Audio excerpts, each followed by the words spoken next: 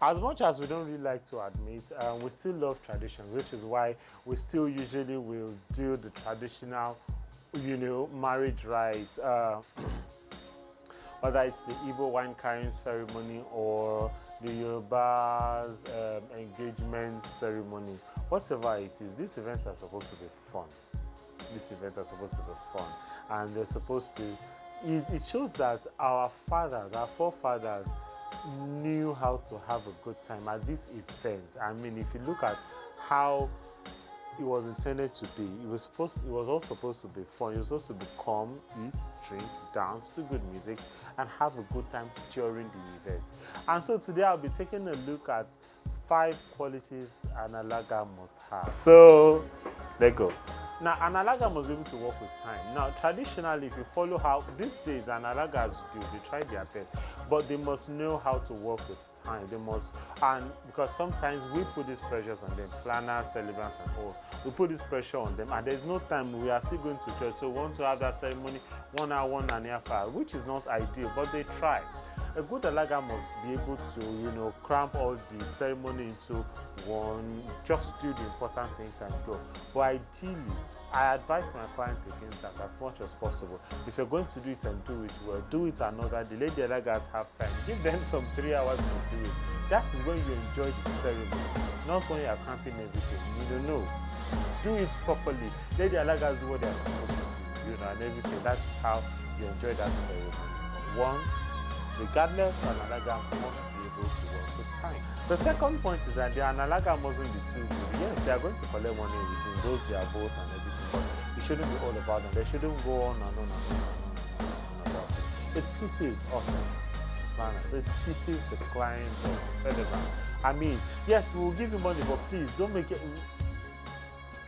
We have given you the work we have. Remove your boat from that place, my friend. Let us continue with this event. An Alaga mustn't, a good Alaga mustn't be big. So those will have been one of the things you want to watch out for. Another very important point is that an Alaga must be a good singer. They must know the songs to be. I mean, sometimes some Alagas are good. The songs they bring out and you're like, okay, where have we landed now? The songs they bring, but the latest songs, the old songs, the native songs, the deep songs. See, if you're an Alaga, you must know your salt, especially with songs. You must be worth your weight in salt. Know the songs. For example, you're doing your an Alaga for an Igbo and a cross-riverine family. You must be able to switch. Give them correct Igbo songs. Give them correct native crossover or songs, which means you must be able to do your research and learn those songs. You must flow in their language. That is even how you get money from them. When we are coming and then when the family is coming and the other family is Yoruba, and then the Alaga is singing serious FM songs. I mean, they will give so much money. An Alaga, a good Alaga must know good songs, must know kind of songs to sing part-time, also because the song will give that people to want to dance and all of it. So very important for an Alaga to know songs. Another reason is that Alaga, and a good Alaga must be deep-rooted in culture. Every step of it, of the Yoruba culture, for example, which is deep, you must be able to know why these things are done. Because we see a lot of Alaga just doing these things. It is an important aspect of it. They didn't do it. Why? Know the history. Be deep-rooted in culture. Go and read up on these things. Go and learn these things, Or during your apprenticeship, ask questions from the person you're learning from. So you should know these things. An Alaga should be very deep-rooted in culture. That way, you can know which ones. This is the reason why we're doing it. If you're Christians, it's not what you should do, and all of that. But you must be deep-rooted in culture, because sometimes the celebrants are Christians and they are saying, no, we don't want to do this because we think it's fair.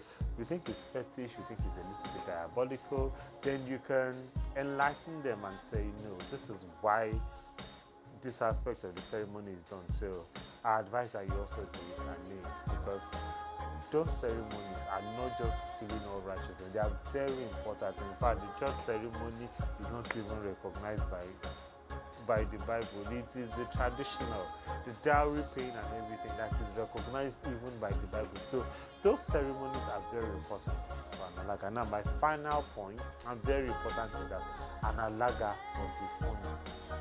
You have to make me laugh. I'll never forget my uncle's wedding. I was quite little then, but then the Alaga she was awesome. I mean, from my entrance, everywhere we were all laughing.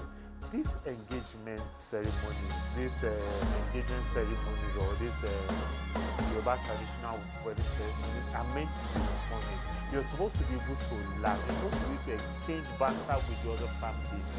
For example, so when families are coming in, when the groom family led by the Alaga is coming into the compound, and then the bride family led by the Alaga is stopping them and everything. What fun things do you say? You mean you say, wait, what are you coming to do? You must be fun. You must carry the people along. You must be funny. You must just have a funny bond. Do things that will be funny. Say things that will be funny. Say things that make people laugh. Carry people along. Make them enjoy the ceremony. That is why you are an Alaga. You are a master of ceremony. You are a traditional master of ceremony. You're supposed to carry the crowd along. You're supposed to be funny. You're supposed to be eloquent. That's another point. Okay, so it's 5 plus 1. You're supposed to be eloquent as well. Very eloquent in the language. Very eloquent to the song and everything. So, get to looking for an Alaga. Those are the things to look out for in a Alaga. So you can ask for your parents. Alright, so that's all for today. I have to go now.